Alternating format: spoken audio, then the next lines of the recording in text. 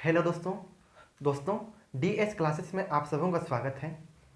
दोस्तों आज हम लोग बीएससी फर्स्ट ईयर के एलजेब्रा एंड ट्रिग्नोमेट्री के चैप्टर 1 को पढ़ेंगे, ठीक है। तो देखिए चैप्टर 1 में दिया है प्रारंभिक संख्याएं, प्रारंभिक आव्यूह और आव्यूह का व्युत्क्रम, ठीक है। तो दोस्तों इस चैप्टर में हम लोग को मुख्य रूप से आव्यूह का व्युत्क्रम याद करना है, ठीक है।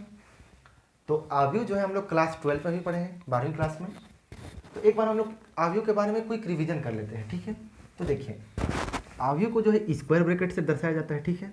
इस प्रकार से आव्यूह को दर्शाया जाता है और आव्यूह का जो है मानक रूप होता है, ठीक है। इसका मानक रूप होता है A11, A12, A13 इस प्रकार से जाता है और यहाँ होता है AN, ठीक है। n किस लिए? क्योंकि 1 2 3 ये बढ़ते हुए क्रम में जा रहा है, ठीक है। इसलिए हम बस n लिख दिए और 1 1 1 सभी जगह है, इसलिए 1 को रहने दिए, ठीक है। और यहाँ उसी प्रकार से यहाँ जगह 21 22 23 इस प्रकार से जाएगा और यहाँ 2n, ठीक है। यहाँ 2 सभी जगह कॉमन है, इसलिए 2 को 1 2 3 चेंज हो रहा है, इसलिए n लिख दिया, ठीक है। अब इसका मान ऐसे ही बढ़ेगा, ठीक है। यहाँ हो जाएगा 1 2 3 ये बढ़ते जा रहा है, इसलिए इसको हम लोग m लिख देते हैं, ये हो जाएगा 1। उसी प्रकार a भी बढ़ते जा रहा है, ये हो जाएगा m2, ठीक है। यहाँ 1 वहाँ नहीं होगा, ठीक है, यहाँ होगा 1।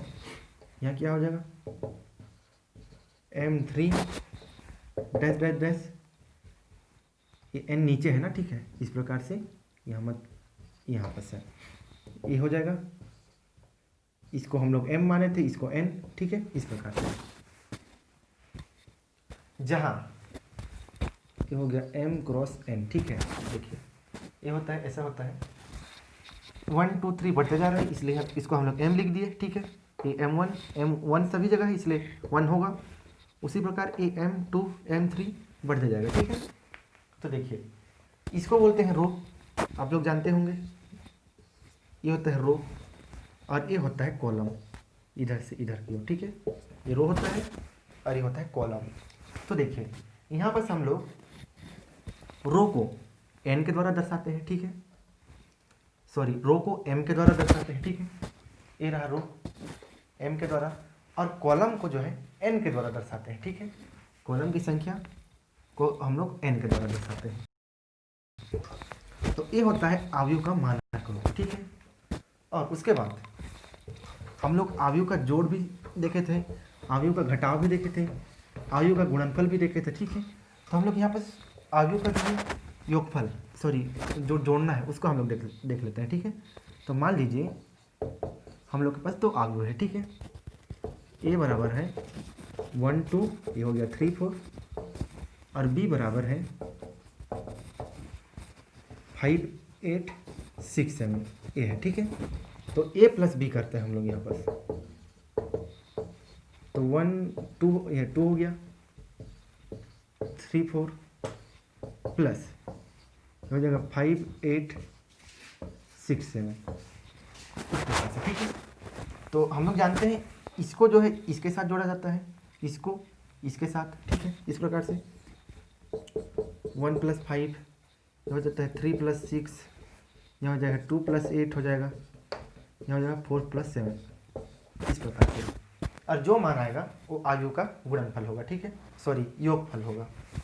1 प्लस 5 2 प्लस 8 3 प्लस 6 4 प्लस 7, ठीक है। तो ये होता है आव्यूह का योग। अब अंतर तो हम लोग समझ में आ जाएगा, घटाना, ठीक है। बस यहाँ प्लस की जगह में माइनस लगा देंगे। अब हम जो है हम लोग आव्यूह का गुणनफल ज्ञात करते हैं, ठीक है। इसी को ले लेते हैं हम लोग a क्रॉस b।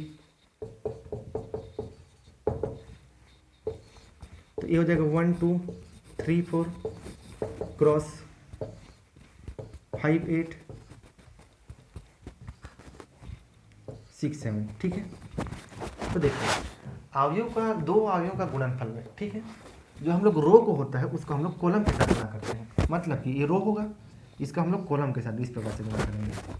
ये ऐसा ऐसा होता है, मतलब कि देखिए इसको मैं बता रहा हूँ 1 को हम लोग किसके साथ गुणा करेंगे? 5 के साथ। 1 × 5 प्लस 2 × 6 इस प्रकार से होगा। उसी प्रकार 1 × 8 प्लस 2 × 7 हो जाएगा। यहाँ उसी प्रकार 3 × 5 हो जाएगा प्लस 4 × 6 हो जाएगा। और उसी प्रकार 3 × 8 हो जाएगा प्लस 4 × 7 इस प्रकार से होगा। ठीक है, ये अवयव का क्या होगा, गुणनफल होगा। ठीक है, अब देखिए हम लोग जो है इस चैप्टर में आते हैं। ठीक है, अवयव के व्युत्क्रम वाले चैप्टर में।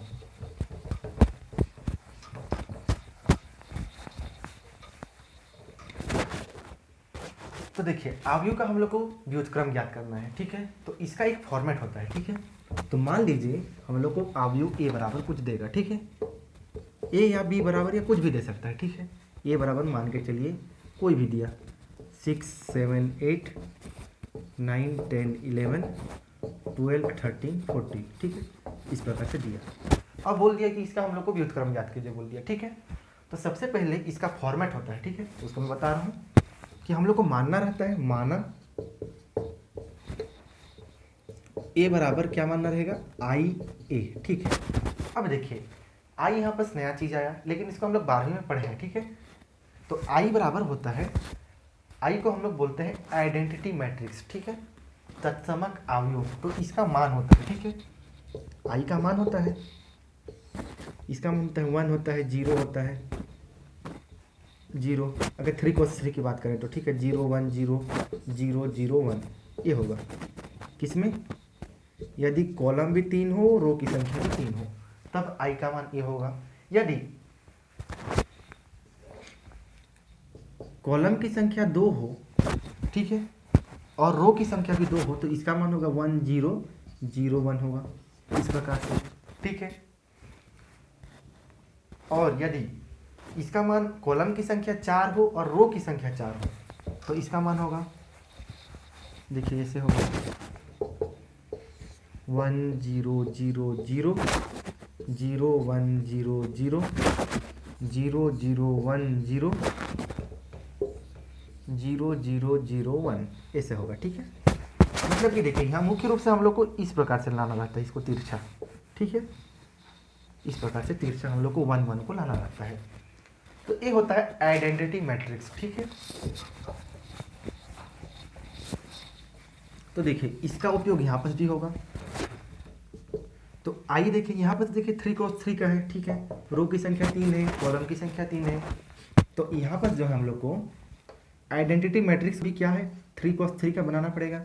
0 1 0 0 0 1 हो जाएगा, और यहाँ होगा ए। ठीक है, अब ए का वैल्यू, ठीक है, ए का वैल्यू हम लोग को क्या दिया है, 6 7 8 9 10 11 ये दिया है, कुछ भी दिया होगा। ठीक है, तो ए का वैल्यू को हम लोग इधर रखते हैं। ठीक है, लेकिन इधर वाले में हम लोग ए का वैल्यू को नहीं रखेंगे। ठीक है, याद रखिएगा आई ए जो राइट हैंड साइड में है उसमें जो है हम लोग अवयव ए का मान को नहीं रखेंगे। ए भी कुछ भी दिया होगा, मैं यहाँ ए लिया हूँ, तो ए का मान को हम लोग इधर नहीं रखेंगे, केवल इधर वाले में रखेंगे। ठीक है, यहाँ होगा 6 7 8 हो जाएगा, यहाँ हो जाएगा 9 10 11 12 13 14 ये हो गया। ठीक है, अब देखिए हम लोग का एम ए होगा कि हम लोग को जो है इसको जो है ये जो अवयव ए लेफ्ट हैंड साइड वाले को, इसको जो है हम लोग को इस रूप में लाना है, 1 0 0 0 1 0 0 0 1 इस रूप में लाना रहता है। ठीक है, इसमें हम लोग को संक्रिया लगाना है।